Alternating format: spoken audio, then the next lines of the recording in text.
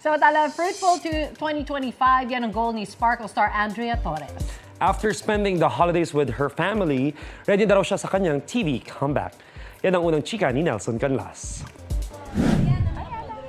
Full of gratitude si Andrea Torres sa pagpasok ng 2025. Damang-dama daw niya kasi ang pagmamahal ng buong pamilya sa nagdaang holiday season at pagsalubong sa bagong taon. Nakasama ko yung pamilya ko from here and abroad. Binisita kasi nila kami, so maraming reunion, maraming celebrations, and hindi pa natatapos kasi may paparating pang mga get-together bago sila umalis. Feeling ko hindi kompleto pag hindi kompleto yung family ko.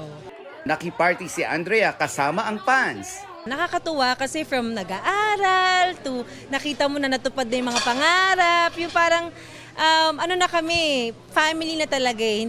Ready na si Andrea for a visit 2025. Excited na raw siya for her TV comeback. Yung love ko sa work, number 1 yan sa puso ko. So looking forward ako. Let's claim it. We want busy, di ba? Gusto natin yung marami tayong ginagawa. Pero so far, so good. Ang gaang ng pasok ng taon for me. Looking forward to a lot of things.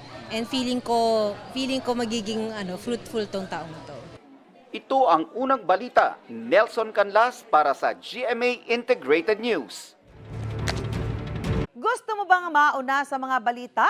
Mag-subscribe na sa GMA Integrated News sa YouTube at tumutok sa unang balita.